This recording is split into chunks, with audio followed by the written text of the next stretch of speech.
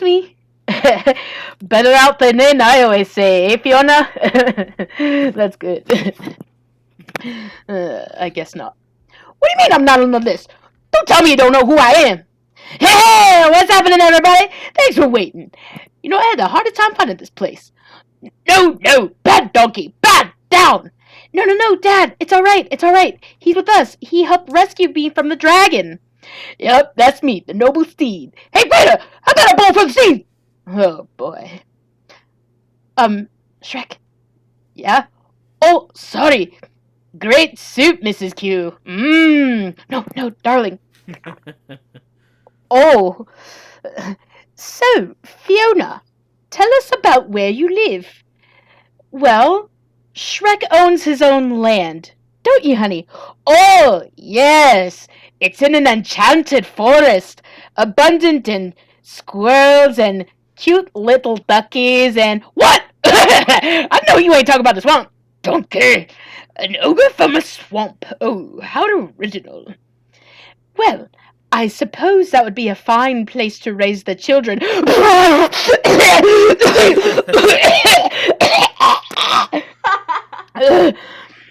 It's a bit early to be thinking about that, isn't it? Indeed. I just started eating. Harold!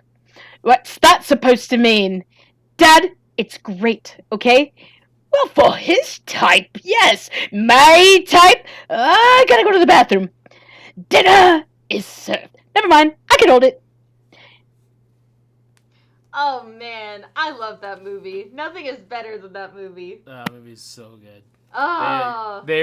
They were given the keys to the kingdom. And they're just like, you know what? F it, we're going all out. Oh my gosh, it's so. How did you?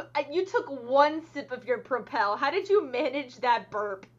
I swallowed some air. I don't know how to like. I can force up burps, but not one that powerful with that girth. You know, I can be like a girth.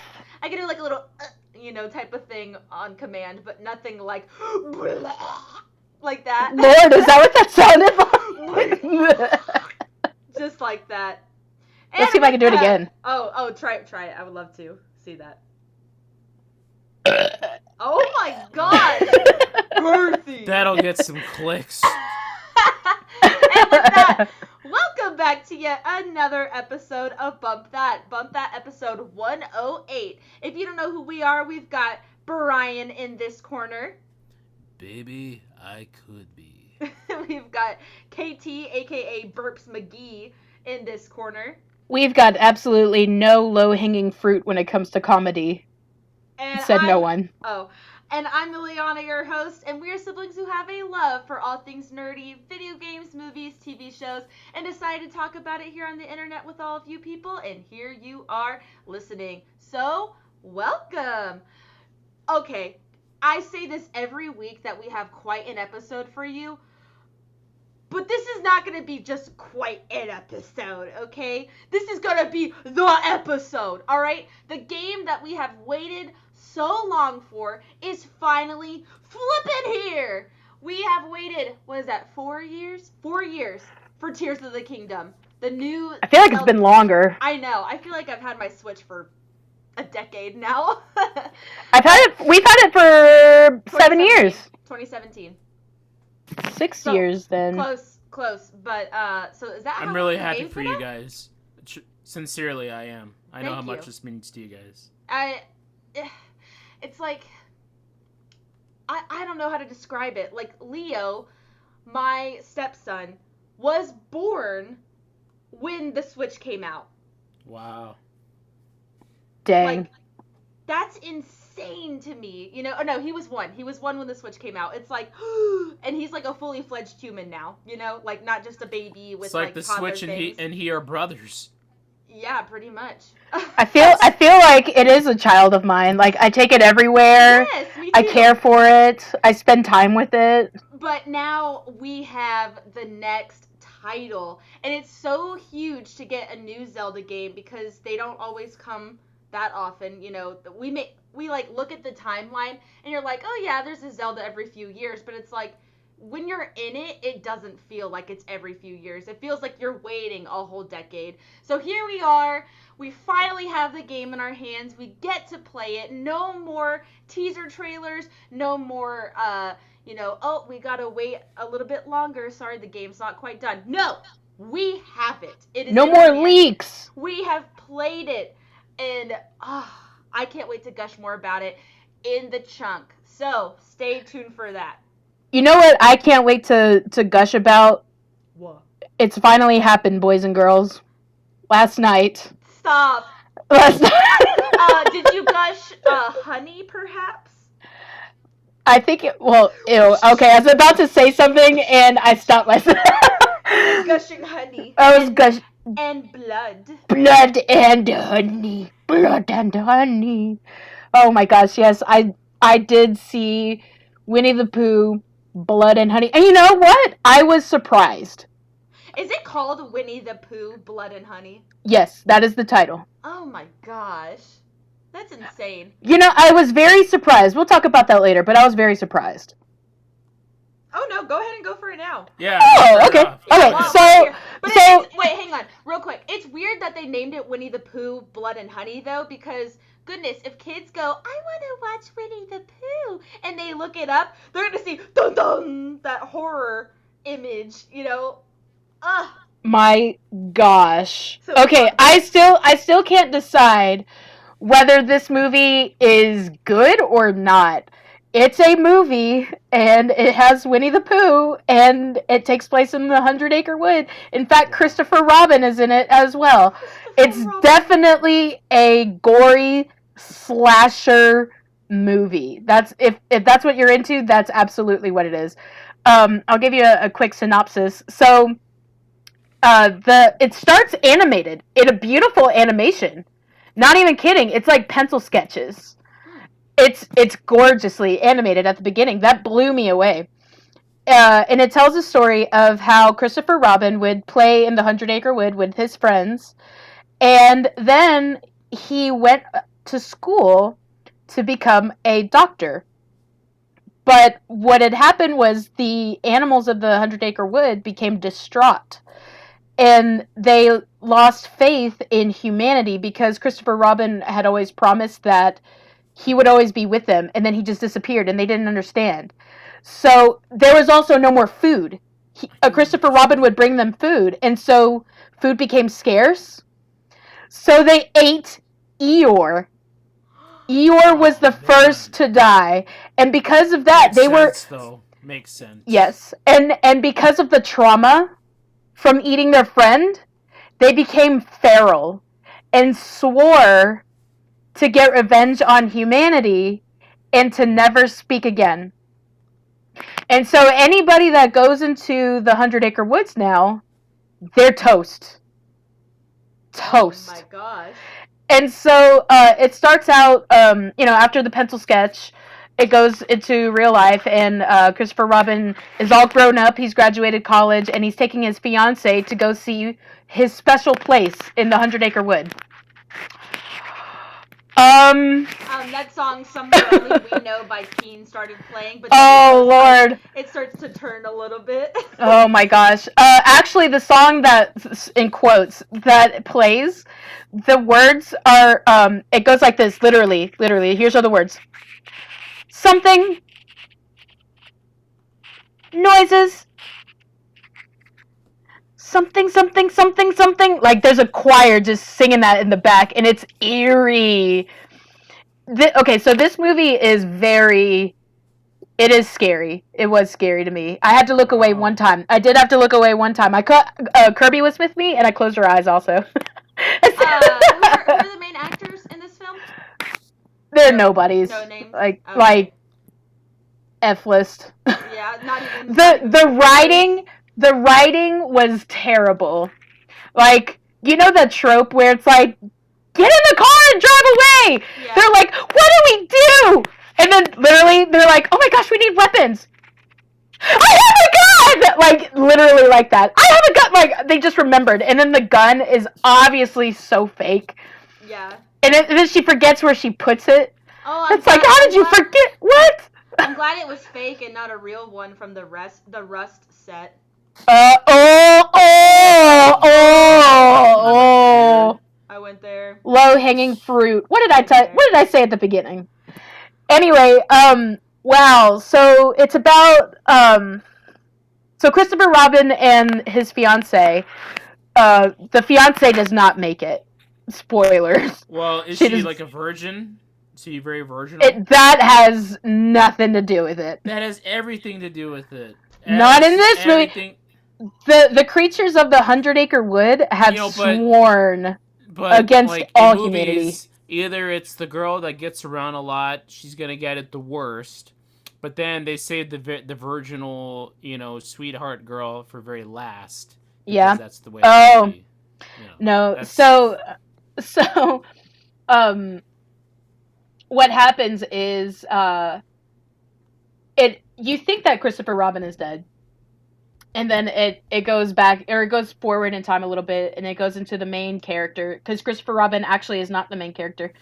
It goes into the story of this girl that needs to get away, needs to have a weekend getaway with her friends, and so they go to this cabin that's just off of the 100-Acre Woods, and they all have their cell phones piled up, so nobody has access to their phones to call for help. Of course not.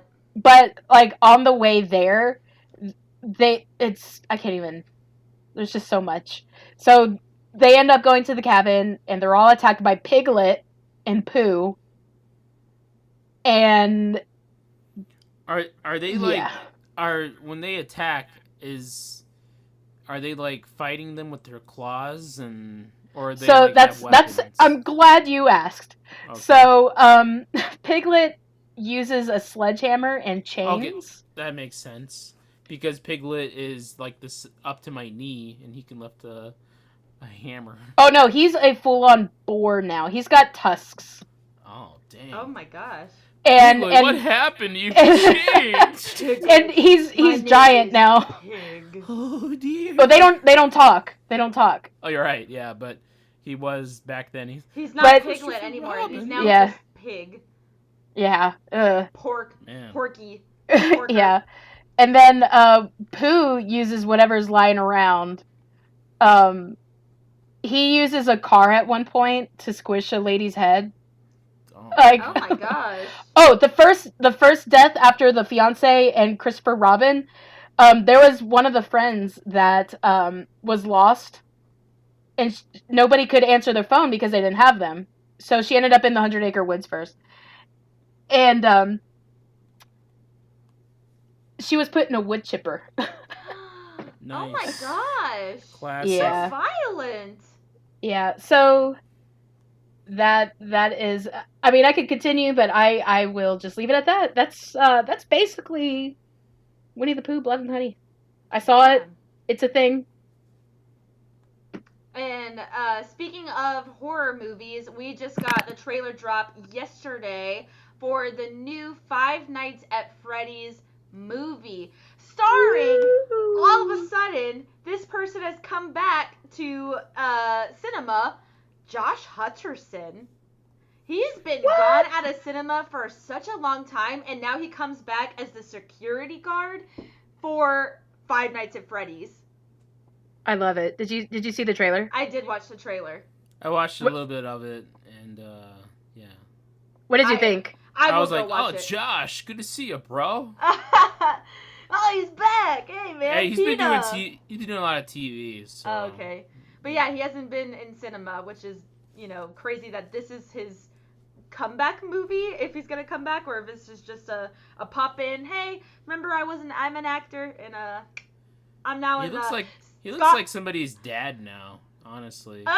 He probably is. Coming into the Scott Cawthon movie that we have wanted for such a long time, and I wrote down in the comments of that trailer, I was like, 9 years in the making, dude. This movie hasn't been 9 years in the making. However, I have been obsessed with the game for 9 years since the first one came out, and I have loved this franchise. and now we're getting a film, and I'm like, I gotta go watch it. I don't do horror very well at all, and I'm like, I want to go see it because I'm so excited that this is going to be on the big screen. I'm thrilled to death. They've put in so much work with this movie. Um, it's had rewrites and uh, I don't even know. It's become such a national phenomenon. Like just the Yeah. games have been a cultural thing, like in the weirdest of ways. Is that the Bite of 87? Yeah. My gosh. Markiplier. Oh my gosh. Um, and so I love Five Nights at Freddy's too. I have my Freddy plushie back here. Did I ever tell you the story about that plushie? Didn't Yes. Wesley hide it in your closet? Yes. Yes, he Yeah. did. And it scared the poop out of me. My So gosh. I'm excited that that's coming out. That's coming out in October. Okay, like Perfect. they didn't say anything of like last year, next year. They were like, yeah, it's dropping this year. And in fact, Good. it's gonna be October. It's like, what? That's like right around the corner, dude. Okay, fine, sure, I'll take that. Right around Halloween. That's what they did. Many times they would drop a game right on Halloween or something, and it's like, oh snap, oh let's go. So, Yes. that's really exciting. I'm glad they're doing that. Let's keep moving on. Wait, I just had a thought. Oh my gosh. Oh boy, here we go. No, I'm sorry. No, could you imagine if people show up to the theater wearing like Bonnie costumes and Chica costumes? I wouldn't be surprised. I would want to show up as Ugh. Balloon Boy. Hello? Yeah, as Balloon Boy from Five Nights at Freddy's 3, so it looks kind of creepy. It's not cute Balloon Boy. I want to be creepy looking Balloon Boy. Decrepit. Yes, exactly. All right, moving on.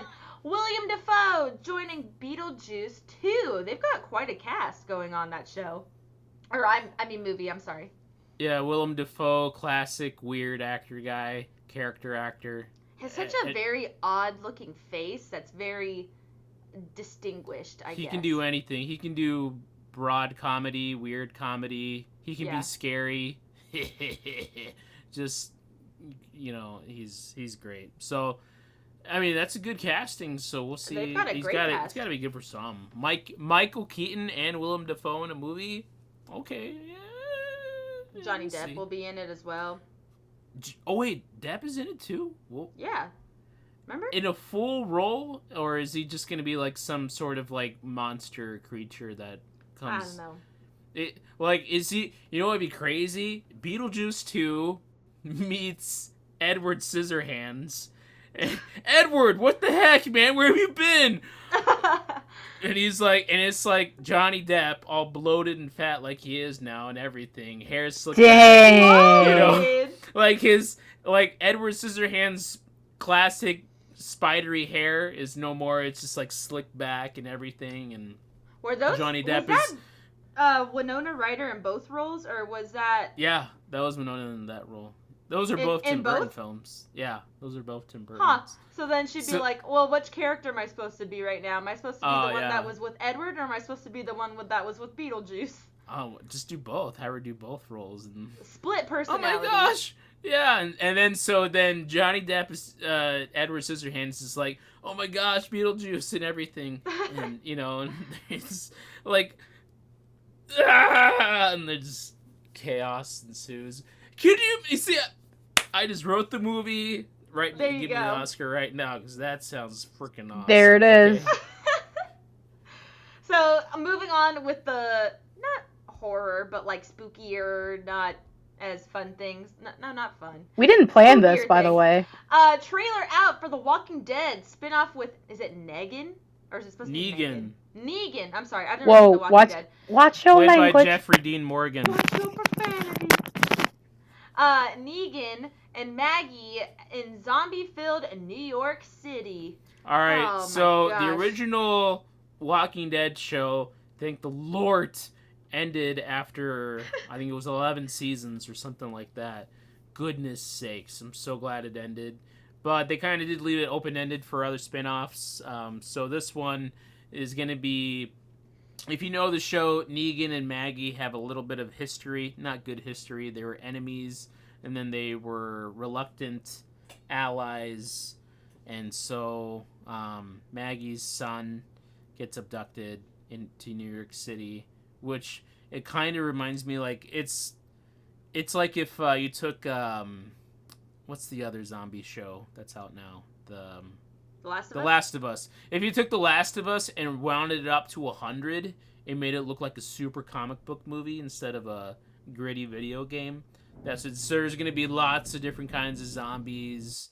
Lots of, like, I mean, it's New York City, so it's got like a million zombies everywhere. Just hordes of zombies. Brains. And just gore fast. But if you watch the In trailer New York too, City too, where it's very close together, everything is like very claustrophobic. So like you could just be walking down the street and then like an alley just zombies. yeah. So in the from the trailer, like there's no light. New York City looks like it's just like bombed to heck. There's no sunshine. It's just night like the whole time. So it's gonna be very dark and dank. Good luck to this show. We'll see how it does. I don't know. Do you We'll know see. where that's coming out on, or is it just cable? It's AMC Plus or Okay. AMC, or if you have AMC Plus, then you can watch. Are that. you gonna be watching it? See, I don't know, because watching the final season of Walking Dead was like, I don't want to, but we've already invested 10 years of the show, Yeah. so we have to at this point, you know. And in fact, we ended up watching it on Netflix, because so we didn't watch it live Mm-hmm. because it was rough. All right. And we're still waiting for the other. There's supposed to be a movie and Walking Dead movies too coming out soon, but we'll see. Are people still enjoying the franchise? Like I feel. See, I mean, at one point, peak Walking Dead, it was the most watched television show in America. Yeah, but that was years ago. And I mean, that was like 2012, 2013, 2014 Right. maybe, when that was peak and it must see TV on a Sunday night. You know, it was battling Game of Thrones back then, but it ended just as bad as Game of Thrones. And it's in like, fact, I it went don't- longer, so it's more. I don't even know if people are really like into zombies like they were back then. You know, they're not really. Zombies were everywhere, like on T-shirts, and people would go like, zombies." They were video games. They loved all that zombie stuff. Now it's kind of like, sick of zombies. I don't want any more zombies. So Now people are into Winnie the Pooh as monsters. You know. yeah, they want to see their Or the beloved cuddly- cartoon. Rightfully so. Yeah, the cuddly guys you guys are talking about from that video game, Freddy's or something. Yeah, they want to see the animatronics just go a little wired. Yeah. I mean, vampires, werewolves, mummies, that was so 80s. Yeah. Slashers was 70s. And, Yeah, you know, we had the return of zombies, you know, but it's now like that's that was too a old. decade ago. You know. Yeah, now. Oh, I think we're moving on. zombied out. We want something new. Give us, But Evil goblins. presidents. I don't know. Give us something different. Something Give us- Robots. We Politicians. just had another zombie show, so people are gonna compare, you know, The Last of Us to this new Walking Dead show and be like, I don't want any more zombies. I'm sick of zombies. It's the same Technically, thing every time. in The Last of Us, they're not zombies. They're Infected. infected fungi people. Yeah. That have zombie tendencies, so, Yeah. you know, I don't want to hear it. We're sick of the zombies. But if you're going to watch it, let us know down in the comments if you're going to see the new Walking Dead spinoff and if you're excited for it. But moving on. Okay, there's a lot of names in here, Brian, that I won't be able to pronounce. But it says early casting rumors for James Gunn's Superman. So help me out. All right. Rachel Brosnahan as Lois Lane is the leading contender. She's in that show. I think a few of you guys watched The Marvelous Mrs. Maisel on Prime. Mom did. Mom likes the show? Yeah, Mom liked the show. Okay. Yeah, she's the main lead right now for Lois Lane. I mean, it could go. These are a lot of rumors right now, but I could see that. I think she's a little bit older for the role. I think James Gunn is looking to do something younger, but that's that. And then some other Emma Mackey, Phoebe Divonor, Samara Weaving. I think some of those girls are from the what's that one show? on Netflix with the ladies that have to wear really big dresses and dance with like floppy British dudes. Bridgerton? And Bridgerton, yeah. Oh, Phoebe Denevor. Yeah, I think she was the lead, I think, in that. she was the lead in Bridgerton. Yeah, she's Yeah. one of the lead or the casting rumors. You know, I was like, well, okay, sure. Then a few of what's the other show on HBO Max that everybody loves? The one with all the teenagers getting drugs and having sex. Euphoria. Euphoria. Yeah. A few of the leads in that, the dudes, are looking at being Clark Kent, Superman. Oh, okay. And it'll get the young hip squad in. Yeah. You know, the kids, because they liked those shows like Euphoria and the Bridgertons and the Who's and the Puddins. Which is kind of where I'd go. I would choose like people that have at least this television cred, you know, and then go from there. That's kind of what I think. And then everybody knows Nicholas Hoult. He's a pretty famous guy now. He does a lot of good stuff we've seen. He's in the running for Lex Luthor. Yeah, we need a good Lex. Yeah, I can see that. He's a great character. Yeah. He was bald in Fury Road, Mad Max. He played the one bald kid. What was his name in that show? In that movie? I can't remember, but I know what you're talking about. Yeah. Witness me! He really wanted to go to Valhalla. Yeah. Yeah, that sprayed that on the teeth. Delicious. Such a good movie. Oh my gosh, dude. Let me see that again. Huh. Indeed. Oh, he played a zombie once. Oh yeah, he was just What zombie movie was that? I can't remember what it was called, but he was a zombie. Where like he had a girlfriend and she was normal and she's like, "Oh, everybody, this is my zombie Warm boyfriend." Bodies. Warm Bodies. Okay. Yep. Oh, I remember that one. I remember. Yeah. It's that guy. So. Yeah, Nicholas Hoult is a big actor. Well, I know who that is. He's in a lot of things that you go, who's that guy? Like I know him. I've seen him in a lot of things. No, he's good. I know, excellent. but then you forget. But then you forget about him. Then he's Beast. He's Beast in the newer X-Men movies, the first class ones. I feel like I don't really remember any of his roles, but then it's like, oh, he did play like a huge iconic character, you know. What was his name in that? What was the character's name in that movie? I'm not sure. Let me look up Mad Max instead of his name. Mad Max. And I mean, he has one of the best lines. Oh, what a day! What a lovely day! Let's see, cast in Mad Max. Mad Max. Yeah, What's his Nicholas name again? Hoult. Nicholas Hoult. Yeah. Where is he? Is he Tom Hardy? He was one of the war boys. That's what they called them. His name was Nux. Nux. Okay. Nux. N-U-X. Nux. Cool. Great movie. You guys love that movie, right? I did. I think I saw it for the first time at your house. Okay, good. Because I don't know if I could hang out with anybody that didn't appreciate Fury Road. One of the greatest movies ever made. Period. Yeah, it was cool. All right, and moving on. We've got Archer to end with season 14. Wow. Okay, are we still watching Archer? No, I haven't watched it in a while. Season and 14. it's not because I don't like it or anything or went in a different direction, because it did. I just haven't got back into it. I've been watching other things. Yeah, no, same.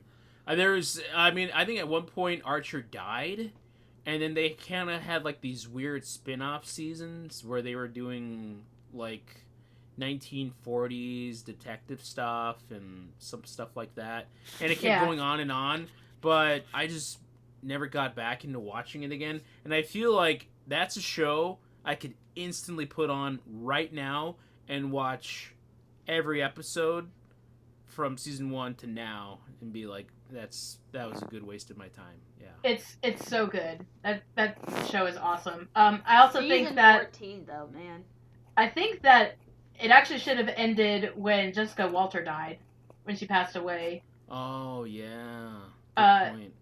Yeah, but I don't know. Maybe they've been able to maintain it, keeping it enjoyable Fresh. without her. Yeah. Yeah, I don't know how they did it. Like I said, I haven't watched it in a while, I but think it's from such a last good I show. saw, Lana was played by voiced by Aisha Taylor.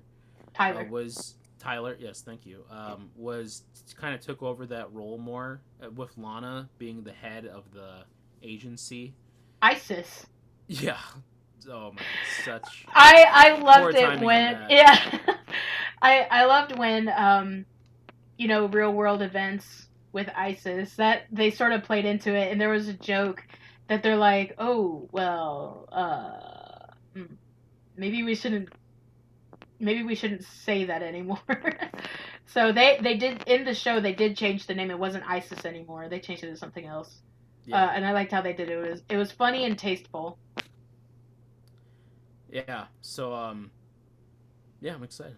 I'm looking forward to that. It's gonna go off with a bang, no pun intended. That show's they're gonna end it in a crazy way. At one point, Archer was up there with a lot of a lot of the animated TV shows. It definitely lost track, but I mean, it was up there with like the best of Bob's Burgers.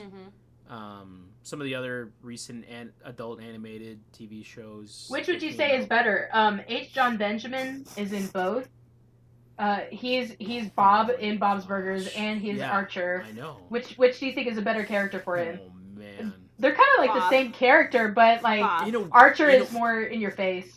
Here's the thing that's amazing about H. John Benjamin. The thing that's so amazing about him is when he gets really upset and angry and he's yelling. No, but then also when he plays it so droll and dry, Oh my god. Yeah. That's just Bob. And I was watching a clip today. I don't know if it was new. It was like where the son in Bob's Burgers. What's the little kid's the son's name? Gene. Where Gene dressed up as Bob and was mimicking him. Yes, classic. And so it just ramps up where he's like, Gene, what are you doing?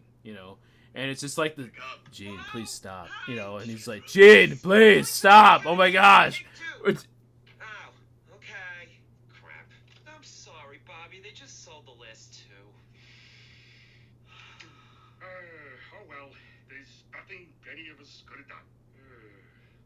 You. What? Me? You. All right, Teddy, it was good to see you. Time to go, hon. We had the tickets. We had them. Are you saying this is my fault? Yes. Who doesn't charge their phone, Teddy? That was for Cake. He wanted to go see Cake. Bring a charger, you idiot. Okay, calm down, fellas. It's just a show. Middle of the day, and your phone's at 23%. What am I supposed to do? Replace my phone every 10 years? Yes. Do me a favor. Don't tell me how to live my life. I'm leaving. Good. I'm leaving. I'm leaving. I would love to just watch him voice act. Like, his throat is gonna be so freaking raw after every voice session that he does playing Bob. My gosh. Yeah, maybe I might lean. It might be. I choose Bob. Yeah, maybe like 60-40 Bob, maybe. I mean, it's like the look and the voice of the character just maybe match up so maybe well 50, to me. 51% Bob and then 49%. Because like Archer. Archer looks too handsome for that voice. You know what I mean? Yeah, Like, I know. Archer's character looks too pretty boy, and then I can't remember his voice actor's name now. It just went. H. John Benjamin. I literally was saying it the whole time. Really match the face of Archer, but like It's- Bob, yes, I can hear that voice coming from that character. It's like when Archer is like really drunk or just drugged up or something, and he's like just slurring everything, and it just doesn't. Sometimes it's just like, yeah, yes, no, maybe, And or whenever he, but then when he slams on Cyril, or anything like that, then it's like, oh yes, it's just so good, you know. Well, So good. Yeah, no, great. I'm glad that they're having season 14. Like that it's It'll be gone good. strong for this long. Okay, Yes. now is the time you guys have been waiting Wait! for. I did have one quick little shout out thing for a new Adult Swim show called Unicorn Warriors Eternal. Okay, Oh my that gosh. title sounds really stupid. I know, because I was like, oh lord, Unicorn Warriors Eternal. I'll go ahead and give you the synopsis of it. Right now, it has an 8.1 out of 10 on IMDb, and it's doing really well. You can watch it on HBO Max, but it is an Adult Swim show. The synopsis is a young girl, unwittingly infused with magical ability, discovers that she is part of a group of eternal heroes destined to fight a supernatural evil throughout time. Uh, what a unique looking art style that this show has. It goes back to like Mickey Mouse, Disney, Fleischer type animation style, but with like its own like twist on it.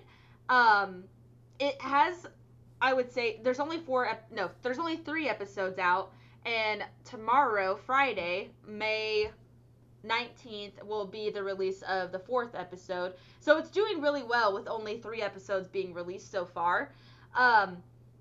But it has a little bit of a timing issue on the show. But once you get past like the timing, and I think they finally get the hang of the show in like episode 2 and 3, it's so cool. I can't wait to see like, okay, who are these people? And this world is so interesting. I am already like very invested in it, and I can't wait to see where it keeps going. Ileana, how high were you when you were watching the show? How many? I do not do drugs. I will promise that to my mother, in her future grave, that I have never touched a drug in my life, nor will I. Okay, listen, edibles aren't considered hard drugs, so how many edibles did you take? It is a good show. It is. I would never usually watch like an Adult Swim show.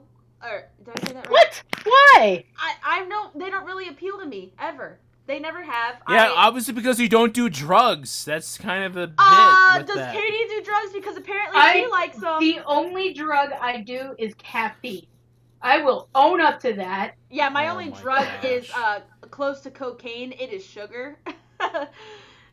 Guys, God is watching right now. Oh, Sugar he addict knows. over here. He However, knows. we're a drug-free show. Woohoo! But the Unicorn Warriors Eternal is good. I want you guys to go see an episode of it, listeners. Go see an episode, form your own opinion.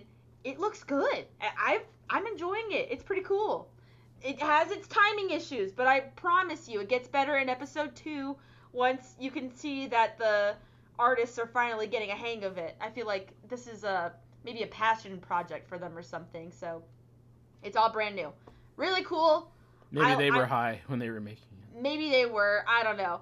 But I am enjoying it, so go check that one out. Episode 4 comes out tomorrow night.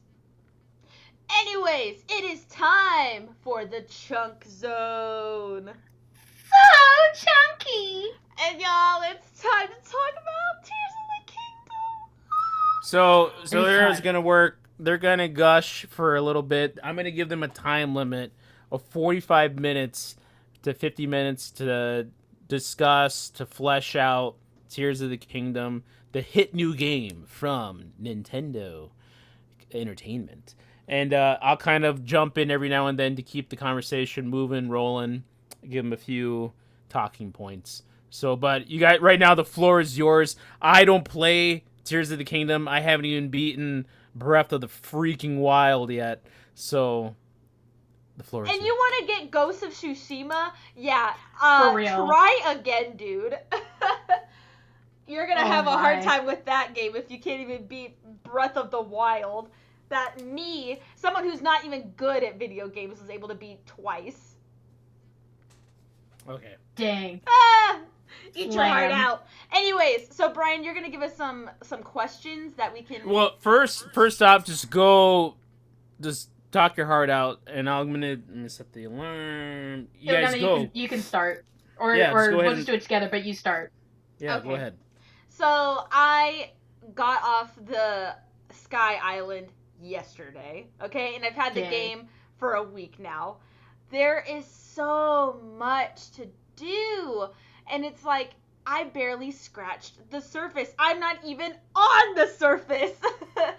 So it's really incredible that I've already got 5 hours in this game, and I haven't made a dent. And the new abilities are stinking awesome. The colors are beautiful. Just looking at Link and all of his newness, the graphics are kicked up a notch. Like everything just stood out as this is new. This is not DLC. This is a freaking new game. Yes, it has the same assets reused, but I mean, they still built so much more onto it that it's like, this, you can't call this DLC, friends. Like, that, no, you're making a fool of yourself. It is not DLC. What do you gotta say, Katie? The first 3 seconds of the game gave me chills. Yeah. Like, whoa. And I don't usually say that. I think people use that phrase too much, but it truly, yeah, I was like, oh, jeez. And that opening sequence of the game, I thought at first, okay, this is kind of hokey, you know, but then I was very wrong. And the deeper I went into the tunnel, I was like, ah!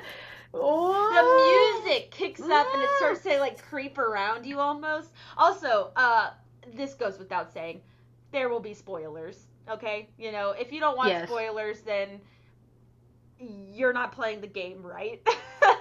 You're not far enough. Go get the game and play it right now. Like, Yes. stop listening and then play it now. Play it and then come And back then and come listen. back. Yes. Subscribe while you're at it. Yeah.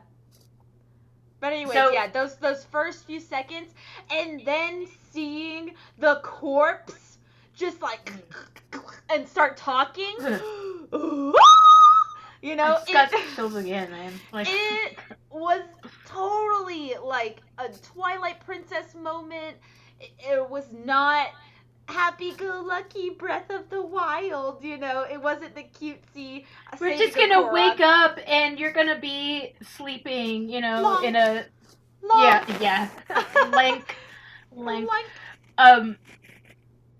It took me forever to get off the island, and Yes. I was impatient. I was like, I gotta get off this island. I just gotta. And then I finally did, and wow, I've put in probably 30 hours at least with this game. oh my gosh. Yeah. Well, I Already. haven't had. I'm off for the summer, Yeah. and so I'm not doing it. I I'm got just one I'm just more couch. week. One more week and then I will be there. But So I've put in a lot of hours. I've gotten to see a lot, but it's like Ileana said, it's not even scratching the surface. The amount of things that you can do just with one topic, yeah. not even like the whole game, just one topic, Yeah. like crafting.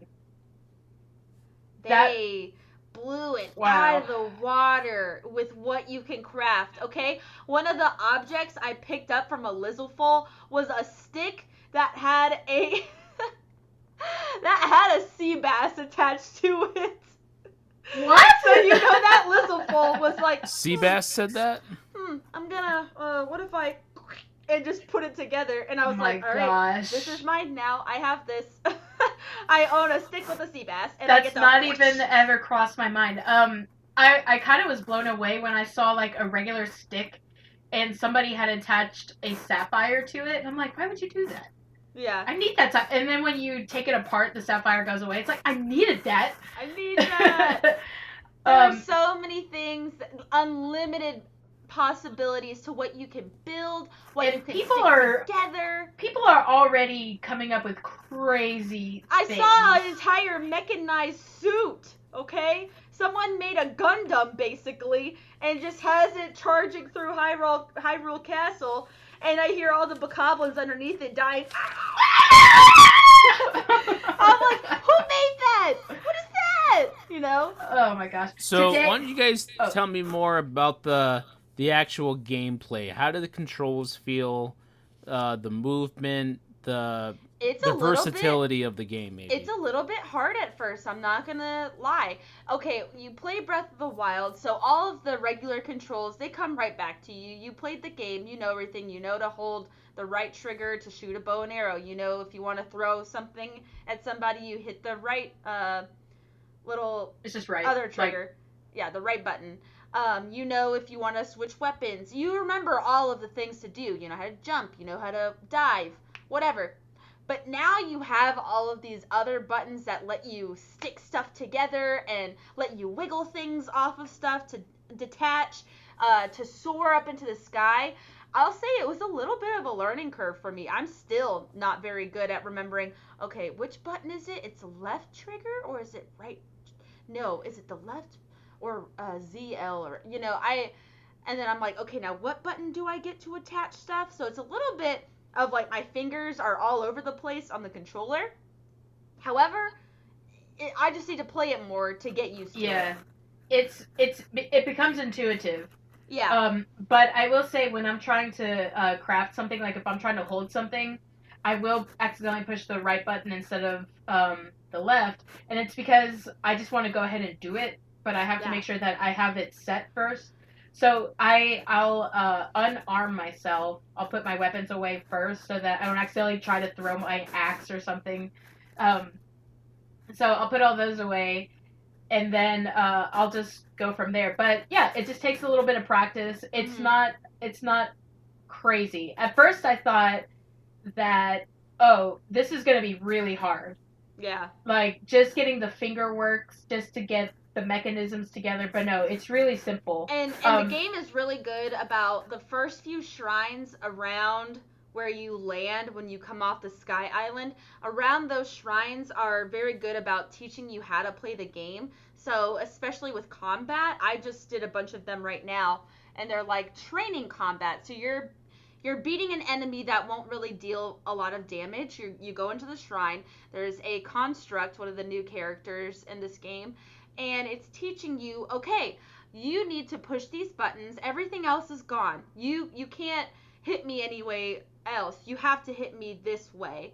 And so it's teaching you the right way to attack and how to attack, with the new buttons that you've got, with the new abilities that you have. And it's a very good training session. Breath of the Wild did the same thing, but I think this way they did it better somehow. I don't know how, because it's the same format, where you have to beat up a robot or construct. And I think it's just better as in where, like, I'm not being actively attacked.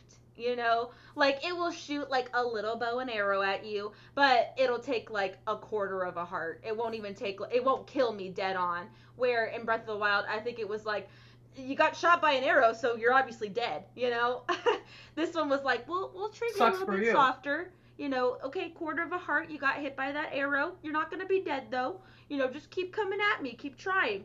And so it's good for new players who didn't get to play Breath of the Wild, or maybe weren't great at it but want to get better, because the game is 6 years old now. So kids who played Breath of the Wild can now play Tears of the Kingdom as, or maybe like, say like Leo, who was a baby when Breath of the Wild came out, is now older and can play Tears of the Kingdom. It's still going to teach you and still going to grab you in with the new abilities, so it won't be as hard right off the bat. It won't punish you.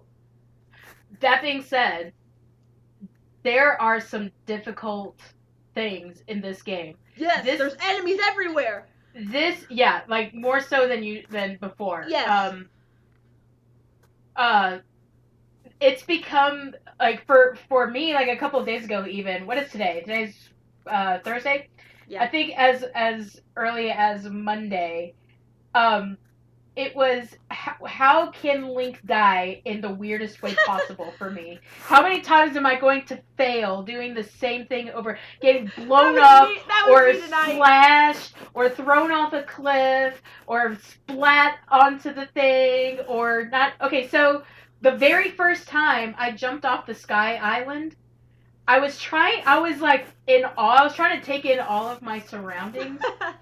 And I was like, wow, this is amazing. I love the colors of everything. And I wasn't paying attention.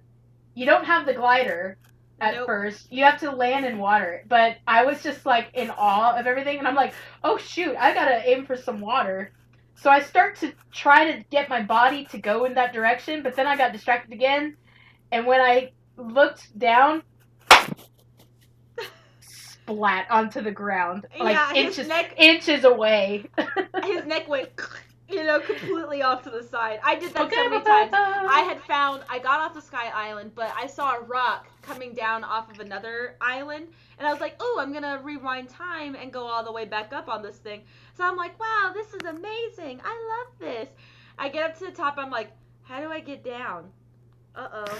And so I'm like, well, maybe there was water below me. Maybe if I find a deep enough pond, I can land safely. Nope. I died, I don't know how many times by just trying to go down and went. Yep. Just like I'm gonna show Brian this clip of me dying. Okay, Let's see. I'm watching. So there I'm going. It's And so I'm just having a great time. Like, life is so good. Life is good. Just the world wandering. is beautiful, huge, and vast. Yes. Everything is just so delightful. And there's that body of water that I'm trying to aim for. Pancaked. Right All on right, the ground. I didn't make it. That kind of leads me into the next thing we want to talk about. So I've played Breath of the Wild, which you start off on the ground and everything. I'm completely new to this Tears of the Kingdom thing. So tell me about the story. What's the deal with this? What's the deal with the story compared to Breath of the Wild?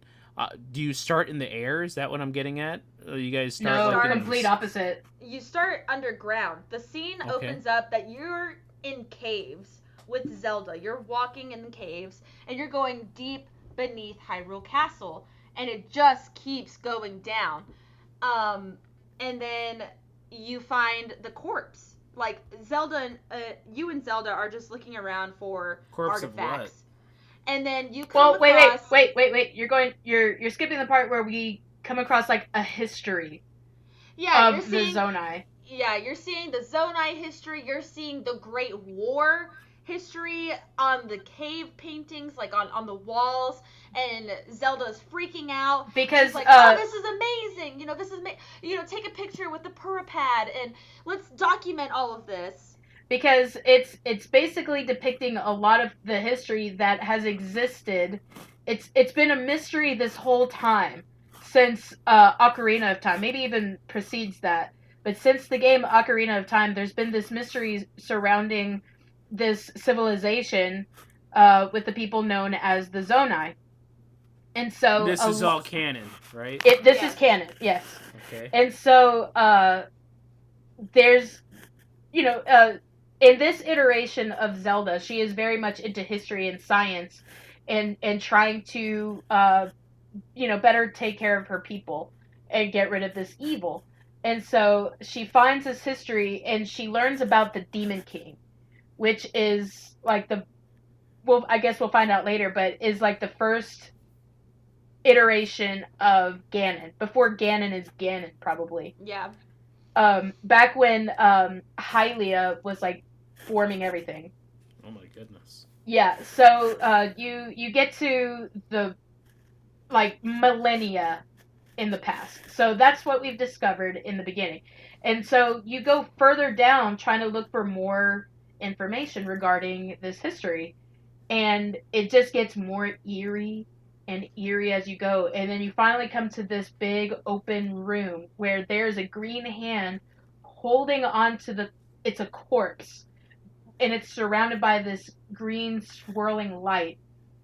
And all of a sudden, the corpse comes to life and it starts attacking Link, and it like destroys or corrupts his right arm, and he's suddenly filled with malice. And Zelda And falls. meanwhile, you see that Link is super powerful. You see his stamina wheel is filled. You see his heart, all of his heart containers. He had like He's got, 20 hearts. Yeah, he had, I would say, like 30 or 40 hearts. He had a crap ton. And then you just see them all deplete because of the malice that's going into his body. But then this arm, is stopping it at the same time. And so that's where you see the iconic Tears of the Kingdom arm on Link in this one. The body falls down into like this ravine that it's made. Zelda as well falls down. Link tries to save it, but is picked up and thrown up into the sky from this arm. It saves him. And so Link then wakes up on a sky island, and you're there. Years have passed when you wake up, because you were on the verge of death, and that's typically how these things go. Years have passed since something has happened. So, and you wake up on the sky island. You have to learn how to do everything on that island. You have 3 hearts again, just tale as old as time. You have 0 hearts pretty much. You have no stamina. You only have underwear on. Yeah, so you have to get all of the armor back. You have to learn how to do everything again and get off to Sky Island by visiting the shrines, getting the orbs, getting another heart container, opening the door, and heading down to the surface. And that's how the story opens up. So you've got the new character, Rauru. Yeah. He is the owner of the arm, and he is guiding you on the Sky Island of what to do. The other characters now know of Rauru, and you've got the Zonai characters, which are new to this franchise, but not new to the Zelda franchise as a whole. So that's pretty cool. And all the characters have come back. You've got Impa, you've got Purah, you've got Robbie. So all those characters have come back. And I'd say, like, the story isn't much different for me, so, like, thus far. It's not very different. However, what they do with it is awesome. Yeah. Like, or maybe I'm just excited, but I've beaten 2 temples as, thus far. I've beaten the water temple and the air temple. And I'm so glad they brought temples back, dude. Yeah, it kind of one of them reminded me of the Uku temple in the air temple reminded you of that? Yeah. And at first I thought, oh my gosh, this is going to be annoying. Like, it's going to be hard. I'm not going to be able to do it. Yeah. But it's more like you have to think about it. You have to explore. Yeah. Don't become impatient. You have to explore a little bit, and then think a little bit, and then the actual task that you have to do at these temples, they become intuitive. No, and so Zelda being a puzzle video game? Yeah, Since when? Yeah, and at first with some of these characters, I thought, oh, they're gonna be really corny. Are you serious? No, what they do, I don't want to spoil it for Ileana because she's not as far as I am. I'm so excited for what they do with these other characters I haven't even met yet, because the ones that I have met and what they give you, bruh. That's all. I forgot what I was gonna say. I had it and then I lost it. Dang. Yes. Next question. All right. Wait. I did remember what I was going to say. The good thing about this game, and what I've heard from other creators on YouTube and other people playing the game, is that what's nice about this game is there is not one solution to a problem. There are many. And that's good for, like, people who have different thought processes. Oh, if I stick these 2 things together, I could do that. Oh, I've never thought of that before. Someone else would look at their creation and go, I had no idea you could even do that, or I didn't even think to do it that way, yet we both solved the same problem. And I think that's really cool about this game as opposed to other Zelda games where it's like, there is one solution, and if you don't get it right, you're dumb. You need to do it this one way, but not in this game. You can do it however it gets you there. there have been multiple shrines where I thought, I don't know if I'm doing this right. And then I just feel really silly. Like, am I doing this right? And then I just somehow solve it. I'm like, am I going to need this knowledge in the future? Yeah. Like, a lot of the devices, I don't know what they do. So Like it's a lot of the experimental. fire dragon head. I don't know how to use that thing yet. You attach it, and then, like, say you attach it to your shield. Uh-huh. When you activate your shield, it shoots fire. Oh, so I can, like, block off enemies. Okay. And shoot fire at them. Cool. So when you attach it to a weapon, it also shoots fire. So it's a weapon and it shoots fire, and it has more damage. I realized this, like, yesterday or 2 days ago, that when you attach an item, it shows you the damage increase. Yeah. So, like, a 6, or, like, I found one today that was, like, 17, and I'm like, ooh, I'm keeping that instead of selling it. My stick fish went from a 4 to a 7 with that fish attached to it. Whoa! All right, Brian, what was your next thing? All right, so let's kind of leading off of what you guys were just talking about. Let's talk about the difficulty of the game. Obviously, Zelda games have always have a challenging history, all the way back from the old school Nintendo to now. So tell me more, kind of about. You guys mentioned that you can attack a problem so many different ways. Yeah. You know, most players would do things differently than the next guy. But tell me more about the difficulty of the game. The cool thing about it is that if something's too hard for you, you don't have to do it yet. That's what I love about it. You can do something else. Like, I'm coming up across this area where I'm like, oh, there's a shrine. I'm going to go up to this shrine. You want to know what I encountered that I was not prepared for? Okay, I'm bringing out my Sebastian Maniscalco, okay? Because this was not okay. All right? What the heck is this? Malice on the ground with hands? Oh, man. It had hands popping out that when they saw me, they came up to me and they said, I'm going to grab you now. Okay? They grabbed me and the sky turned red. The sounds got eerie. I was like, what is it? Why is it coming after me? And then they grabbed me and I saw my hearts cracking one by one. I was like, what the heck is happening? And then I died. And then you can't repair those hearts. When they're cracked, you have to go and get that evil out of you. You have to go and see, you have to get a blessing. Otherwise, you'll be down to, like, 2 hearts. Well, I died, so. Well, you died. And that's what happened. But, like, say you make it out. Like, that happened to me one time, and I made it out. And I had, I think at the time, like, 4 hearts. Yeah, I only had 4. But 2 of them were cracked, and nothing that I would eat would heal it. So you didn't die from them. I didn't die. I got away. I was screaming. Okay. But I got away. They had grabbed me and killed me. Like, I watched my hearts crack because I didn't know what to do. I didn't know what was going on. Like, literally, the sky had turned red as if there was a blood moon happening.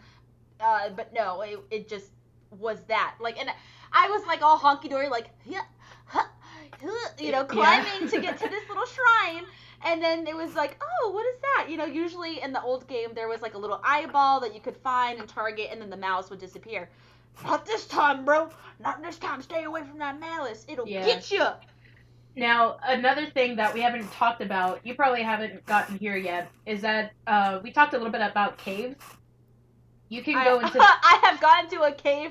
I went down, didn't realize was at the bottom, and went... Oh my god. And died. Well, no, besides that, you can go into one of the things that you can do is go on an excavation with Robbie. Oh, cool. And you go into the depths of Malice. Oh. And there's a hole under. It looks like Skyrim. Oh, cool. It looks like oh my gosh, it's that other, like, netherworld. I forgot what it's called. The netherworld part of Skyrim, where it's very ethereal. There are ancient plants. It's pitch black. It's scary. There are animals. Not animals, but there are creatures just all over the place, and you can't see them. And there's just danger all over the place. And you have to arm yourself with those glowy flowers, you have to throw them. The bright bulbs or something like that. Yeah, you have to throw them because that's your only source of light until you stumble across these like places of blessing, again with a blessing. Yeah. But they also restore your cracked hearts. And they also light up the area, but it does not keep that place from being really eerie and really difficult. And um, you really want to get the heck out of there. Like, Yeah. there's a sense of claustrophobia because it's so dark and you don't know where you're going. There's danger all over the place. You're gonna die lots and lots of times. I'll also say that, getting a regular bokoblin, I think they're a little bit harder than what they were in the first game. Um, Not to mention the new enemies that are present in this game, where I'm just riding my horse, walking through this like water field that I can run on, so like the water is just a little bit raised. Yeah. And all of a sudden, there's like a goblin king just wandering Yes. around with his little pack of little bokoblins. I'm like, well, who the heck is that? And I'm like, I've only got 4 hearts. There's no way I'm gonna go attack that thing. Back in Breath of the Wild, I was like, oh, I got 20 hearts. I can take that thing, whatever. And I would go over there and just, lightning arrow it or something. No, I'm running the opposite direction. I saw a Lionel, so those are back. We have new flying creatures that hold Those are scary. bokoblins. I'm not getting anywhere near one of those things. We have the Malice that's a little bit terrifying, and I did kill it. I wanted to show Hunter, so I went back to it and shot it with some arrows and now, actually killed it. The flying things, you can shoot with 1 arrow and it'll die. It just takes 1 arrow to kill it. Wow, okay. Yeah, so it's not hard to kill. The thing that makes that scary is that it literally sounds like the Nazgul from Lord of the Rings. Oh. Yeah. There is a returned enemy from a previous Zelda game that I'm like, I love this. I got so excited when I saw it. It is a man-eating flower, basically. Yes. Almost like a piranha plant kind of thing, where you have to throw a bomb in its mouth, and then it explodes and shoots out. It's like uvula, and you have to like smack it, and then it dies. But that's an old beloved character of mine, so I'm like, oh, they brought that back. That's cool. But difficulty-wise, it is hard.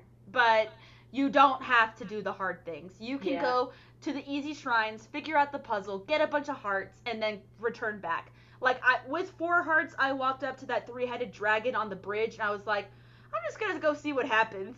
I walked up to it, immediate fire, and just like right through me and died. But you see what I love is that I've played the game more than you have, and I don't know what you're talking about. Yeah, it's huge. The game is massive. Right next to it is a whirlpool underneath the bridge. Like, there's water, and then there's this huge spinning whirlpool that, the 3-headed dragon wasn't enough? Here, let it suck you into the water underground, okay? So, the world is huge. So, there's just going to be so many people finding new things all the time. Now, there was last example. I was exploring a random cave, and I came upon a rock pile. You can sort of do your own little excavation with cutting off or breaking down rocks, which I find very satisfying. Just destroying like these boulders, and you can come across remains of what's the big one? Stalfos? Is the skeleton, right? Uh-huh. Yeah. So there was one Stalfos where I could not exit because it was if I beat him, I got lots of loot. Nice. Lots of loot. Loot is good. But I kept dying because I just didn't have enough of anything. So I had to push and push and push and scream and push, and I finally beat this thing. It took me an hour to beat this one thing. No, I have put little reminders for myself all over the map, little stickers of skulls of where I will possibly die because there is an enemy there. Oh, I found a Hinox? Skull. I found a Lionel? Skull. I'm going to put those there so I know how I'll die. Next question, Brian. Do it. So, This is The story of a girl. this is Tears of the Kingdom. Maybe fair to say the last prestige game of the life cycle of the Switch, possibly, Yeah. maybe. I'd But say tell me so. more that's fair to about the say. visuals of the game, how it compares to Breath of the Wild. Um, is this and just the capabilities of the Switch playing the game? Is it better handheld? Is it better being docked? Just more about the visuals of the game, and yeah, I'll go from there. I'd say it looks about the same. The colors seem a little bit brighter, and they pop more. There's a big artistry to it. There just seems like there's more creativity to it. The developer said, okay, this is our template. Breath of the Wild is our template. Go wild, go crazy with it, and see what you can add to improve this. And what they did was amazing. So the constructs I really like. Oh, I love their They're design. like they're just robots, but the way they move Beep, and beep. there are some not evil ones that are really cute. And even the evil ones aren't evil. Like Yeah, Rauru tells you, they were programmed to, defeat the evil, like the tainted or whatever it's called. I yeah, can't remember. So, Link has been tainted, so it's like they're just doing their job. Like, sorry, dude. You can attack whoops. them, but And then it takes former tropes and gives it a nice little spin. I love what they're doing with the Koroks, where it's like you have to take them to their friends. yeah. That's adorable. It is adorable. Picking The them first, up, picking them up and like sticking them to stuff. It's like yeah, and and then they're like, sending them on a cart. Like you're like, I'm not gonna ride this cart with them. I'm just gonna send them down on it, and they're like, ah. Yes, it is adorable. Like you thought that it couldn't get more adorable. And I've heard some people online say, "Oh, Koroks again," and I'm like, "No, come on." What they Yeah. did with it, it's I love it. I'm all for it. It gives you another chance. And what I find myself doing is, I get really distracted because you look one way and there's like three things to do. You look in another direction, there's like two other things to I do. was literally thinking about that today, where I'm like, the Nightmare Before Christmas song. What's this? What's this? This Yes. something? Yeah, that's me playing that game where I'm like, I'm walking one way and then I see something else and oh, I gotta go that way. Oh, but wait, there's a rock right here. Let me pick that up. Oh, I could Yeah. probably stick this to something and then hit that enemy that was over there. So let me go back real quick and go hit that enemy so I can get some bigger weapon. And it just kept going. I don't think I'll ever beat the main story of the game. Because like there's just so much little things, there's so many little things to do, and then I feel bad because I want to save all the Koroks, but like I was trying to activate a tower, and there was a little Korok guy that needed to go to his friend, and I said, "Oh, I'll come back to you, little buddy." But you couldn't just activate the tower. You had to go through a cave, and that became a whole thing. And by the time I did all that, I was like, "Where's my Korok buddy? Where am I at the?" I was at a different tower by that time. Wow. And I'm like, what? Which tower was it? Let's go back to the how the game performs. Yes. This game performs, I would say, better. However, like there's not as much pop in. The pop in was really bad with Breath of the Wild, where it's like it's not even that far away from me, and then it's like shoop, and then it pops up. Okay, this one you can see for miles. It seems like Yeah. in this game, they cranked it up. I don't feel like my Switch is overheating either, which. Oh my gosh, that fan! If you had that in handheld mode, playing Breath of the Wild, it's like, it's super hot. You're like, dang, I'm getting sweaty. Why am I sweaty? And then you feel your Switch. You're like, that's why. Well, what they did before Nintendo shipped out the game, like days before, is they added a chip to the hard copy of the game that was supposed to increase like its input or whatever output. Yeah. I am not technical, but they did add a chip that was supposed to enhance the performance somehow. So There's I'm sure still that was some part of it. lag, but that's because there's so many things going on at one time. Like, I don't blame it. Like, there's rain coming down, there's a flag moving in the rain, you're running, there's leaves on the ground, there's little fairies spinning around, there's an enemy coming right out. There's a bunch There are of things birds going. everywhere. There's a bunch of things going on.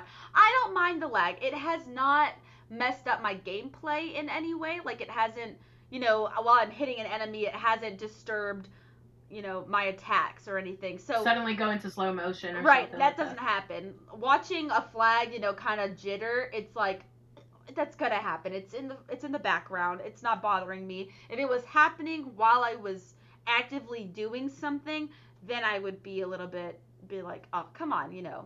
And then When apparently the performance on the OLED is awesome as opposed it to is, the base Switch. it is. I have an OLED. Just so that for those listening, I have an OLED and I play it on my OLED. Um, I've done, like I said, I played 2 of the temples, and they are high octane action at the end of when you do all the things. And there was not one time where I thought, oh, the performance just dropped right there or whatever. Not one time. Wow, that's awesome. Yeah, especially if I had to like pinpoint what I thought would happen, I thought it would be the air temple for if you know, you know. But nope, I didn't experience anything. So, kudos to that. Like it just looks good. It performs well. I'm enjoying it so far. Yeah. Next question. All right. How does it compare? The game compare to Breath of the Wild, the other classic Zelda games? If you were to rank them, where does this one fit in? I know you guys have only been playing it for less than a week here, but where does it rank compared to the other Zelda games? It's at the top, bro. Not very tippy It is. top, but it's up there. I would say, it's really hard because I want I to know put IGN gave it a perfect 10. People still say Breath of the Wild is like a top 10, one of the greatest games of all time. People Yes, say that with Ocarina. So, I and mean, I want to put Breath of the big Wild shoes there to fill.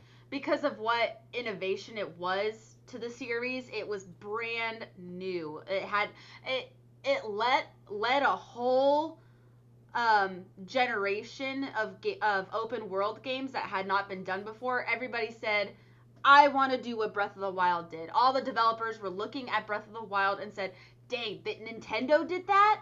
I want to do that, And so the other, Nintendo did that on their little dinky hardware. yes, they did, and they made an incredible game. And then you saw all these other open world games come in after it, trying to recreate what they had done.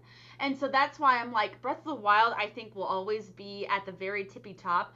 But Tears of the Kingdom is right there next to it or underneath it because they have just added so much to it. Like, you can craft in other games, you cannot craft like this. They stuck Minecraft, made it bigger, and then put it with a storyline, and that's what I feel like most video game lovers really want. They want something where it's like, I'm picking up items. What can I do with them other than like trade them? I want to use them somehow. You're using them in this game. Like, you can use anything to do anything, which is really, really cool. It is kind of like Skyrim meets Minecraft. That was my first initial reaction. As it compares to other Zelda games, I've played a lot of Zelda games. To me, it's in which somebody's gonna go, of course, what I'm about to say. It's like wondering which is better, Ocarina of Time or Majora's Mask. Yeah. Because Ocarina of Time revolutionized gaming, period. Right. And then you had its successor, Majora's Mask, which was a masterpiece in its own right. It took Ocarina of Time and completely flipped it. And both of which, Tears of the Kingdom and Breath of the Wild, Ocarina of Time, and Majora's Mask all reused assets. So they had the same game and flipped it and reused the assets but made it something different. And that's where Zelda really succeeds in. They're like, we've got it. We're gonna put it on the same console, but it's gonna be different than the first one. It's not gonna be what you first saw. It's not just gonna be, a DLC. It's gonna be a recasting completely, so Yes, that and you're getting your money's worth of a new game. and when it compares to other Zelda games, a lot of Zelda games are on rails. Kind of they lead you to where you have to do one thing before you can do another. An example of that would be something like Twilight Princess. I love Twilight Princess. I will never forget my first experience playing Twilight Princess. It's my favorite. But you do have to. It's very much a story. You're walking through a story. Um, and a lot of Zelda games are like that. Like This one's just different. yeah, A Link to the Past, games like that. You have a little bit of exploration, but for the most part, you're telling a story on rails. Wind Waker is another one, but these two games, Breath of the Wild, it was like, okay, here's your baby food. It is delicious. It is a brand new flavor. It is something to introduce you into the world of eating, and you have all of these magnificent flavors to choose from. Mm-hmm. But then you go into Tears of the Kingdom, and it's like, whoa, we are eating burritos. This is something. Ribs. This is something I can sink my teeth into and explore different like types of foods. And a lot. You know what I mean? And they got a lot of praise for being so different and interesting. However, a lot of criticism they get is that the story is sorely lacking. That they were like, we're just gonna forget about the storyline and kind of just be like, and so Breath of the Wild had a lot of criticism for that, where it was like, where is the story? You're looking for these memories, but it's still really not telling you that much. Like, what did I just hear? What did I just? I read words, I understood them, but it didn't tell me anything. Well, and Miyamoto has historically said that he doesn't care about story. Right. He doesn't think story should be in games at all, period. And I would so disagree with that. Like, yeah. Do not say that it needs a story, dude. You did it so well with Twilight Princess. It had a great story. It was awesome. And it was simple. It wasn't even like something crazy, but it was great. Yeah. Papa so if Shigeru. It just had some story, like those people, us as consumers, we are begging for a little bit of story. That's where the Mario franchise also fails. They don't have a story. It's Bowser gets Princess Peach and Mario beats him up. Plain and simple.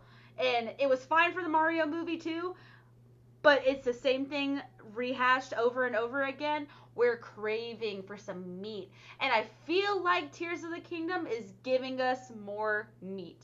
With this new arm, this Malicey stuff, these caves, the Sky Islands. I'm getting more. It's pretty cool. And something that we haven't really even mentioned is the fact that there are people everywhere in Breath of the Wild. In Breath of the Wild, you'd be lucky to find somebody. You'd probably come across them at a not a ranch, a stable. Yeah. You come across people at the stable, and you find this one guy now, and he's holding up the Hudson President. Oh my Hudson gosh! sign. And I realized that you actually do need to help him. After I passed him like so many times, I'm like, what's this freak doing? And then I realized, okay, you have to help him. Oh, is it an actual quest? Yeah, you have to actually help him hold up the sign. You didn't know that? No, I didn't. I passed him like 4 times at different locations. Yeah, you actually, and the sign will fall down. Yeah. In different ways, but it's on different landscapes. So you have to build. You can't build the same thing. Oh, so you're supposed to help him. You're supposed to help him hold the sign up. Oh, poor guy is like, I'm just here. Yeah. And one thing, can I spoil one thing for you? Yeah, that's fine. The Yiga clan came back up, and I was like, What the heck? Like in the most random place. I'm like, what? I knew they would come back up. I didn't know. I had a what are they called? A Vi. I had a Vi walk past me, a Gerudo lady. She walks past me and then she's like telling me all about the Yiga clan. I'm like, oh, they're back? Okay. All right, here we go. I was attacked, and then I saw 3 Gerudo ladies, and they were having get this, they were having a conversation about, oh, so where are we gonna find some handsome Vo to just like get with? They didn't even acknowledge me. They were just talking amongst themselves, like, well, okay, so we have to be. You can't just conquer them. Yeah. You can't approach them like that. You have to be nice to them. Well, it was funny. The one Gerudo lady that I came across who was talking to me about the Yiga clan, she was running towards the bridge that had the 3-headed dragon. And I was like, girlfriend, you ain't going that way. And I watched her run, and then some lightning struck the bridge, and she was like, lightning, and turned around. I was like, yeah, that's right. You don't see those 3-headed dragons over there? Like, all right, Brian, next question. We got all right, last but not least. To wrap this up, what's next for Zelda after this? I'll start this. Honestly, I could use a break. I think I need to have a smaller meal after something like back to back. Yeah, a snack. After back to back huge games, which think about what's back to back though. Well, I know, but I was about to say you've had 2 giant games like this come on the Switch, but then you've also had Link's Awakening, Skyward Sword, which are smaller games. You've had Cadence of Hyrule. So you have these other little morsels to sort of fill in that space. I need a smaller, lighthearted game. I need what is it? Captain Toad, but instead it's Help the Korok in its own game. Or I need another Link's crossbow training game or something. Yes. Just to still get a Zelda, but it is not as meaty. Yeah, and I think I would hope that they would not try to rebrand these 2 games. Breath of the Wild, Tears of the Kingdom. Don't do that. Leave it as it is. I would want completely brand new, different animation style, like not necessarily game style. Like I would love it to be in this 3D open world again, but maybe not in this. I don't know, in a different style, or maybe a completely different game, like not even one that we've seen before. No open world, no top down, nothing like that. Just I don't know, something different would be cool. But right now, I am very content with what I've got. And I hope that they're not planning on rushing anything out. I wouldn't think they would. We forgot to mention we also got the Hyrule Warriors. Yes, and that was a great game. In fact, some items from Hyrule Warriors made it into this game, which I really appreciate. I'm glad they didn't forget that game because that was a really fun game. It was really fun. And it established a lot of things that were lacking in Breath of the Wild. Yes, story. Yeah. We actually got to see we got to finally see like the Guardians in action. We got to see the champions in action. That was pretty cool. Yeah. You got to play as the champions. It was so satisfying to just crush all your enemies and all the Guardians. Yeah. Wow. Just especially the elephant. Yes. Anyway, so I would hope that they would return to maybe something a little bit more lighthearted, like Wind Waker. I agree. Something not as brain heavy, you know? Yeah. We're Ileana, we're simple people. And I won't have as much time to dedicate to playing a whole brand new game. Like this game is gonna Tears of the Kingdom. You can savor for such a long time and not even beat it. I have played Breath of the Wild for 5 years, and I was still finding new things all the time. And it's like, great, now I've got this one that's gonna take me 10 years because it added on to the first game. Oh, I gotta find out how to make a mech suit, a Gundam, in Storm Hyrule Warrior, or Hyrule, Castle. what is that, Field? I don't know, whatever. Oh, yeah. I gotta make a Gundam suit and attach on the front of a Korok and say, mush! Take the Korok to battle! I love that Hestu is back. Yeah. The voice acting is good. I have it in Japanese again, and it's awesome. So. I have it in English because I'm, I'm lame. But I like the English dub. Yeah, it is good. So I don't know. That's our thoughts. One final thought from me. This game is scary at some points. We just talked a little bit about it, but this game is dark. Yes. The blood moon comes and it is scarier than the first time. Ileana mentioned about the hands that shoot up from the malice. There was one time I was walking. It made me become Sebastian Maniscalco while I was talking about it. There was one time I was playing, I was just walking, and I wasn't around any kind of malice in the ground. The sky just turned red, and I was like, what's going on? What's going on? Nothing was happening, but it was like everything just started closing in. It was getting red and dark, and then it just went away. Yeah. I don't know. And they just make it they made everything scary. The blood moon, like all of a sudden there's this red, eerie stuff. Looking over at Hyrule Castle from a distance, it's like, what happened to it? Like, in Breath of the Wild, you could see, the little circling thing. You could see the Calamity, and it was like, oh yeah, he's over there. He's still there. He's over there, but I'm going to go surfboarding over here. I'm going to take my shield and I'm going to go surf. But, like, you come anywhere near to, like, seeing it in the distance, you're like, whoa. And it's everywhere. That looks bad. The malice is everywhere. There is no safe spot. I mean, they've built these little camps everywhere, and they're like right in front of it, and it's like, y'all see this when you go to bed. Are you okay? Are you sure you wanted to do that? And people are getting sick from it. Oh, I didn't know that. Yeah, people are getting sick from it. No. It's like a real threat then. I love that. Yeah, there are people like in beds and they're like, oh, I got too close and I'm just like, yeah, they're That's sick. Awesome. Yeah, and we haven't even mentioned like really the Sky Islands. No. Because they're all over. So much. There's so much. There will have to be another episode, maybe not the next episode, but we will dedicate some more time. Maybe it'll be a mini bump where Katie and I just gush so Brian doesn't have to listen to it the whole time and you can hear Brian's lovely voice again. But we're going to leave it with that for Tears of the Kingdom. Please let us know down in the comments what you are thinking of this game. What creations have you made? Have you made some really cool things? Have you died in horrendous ways?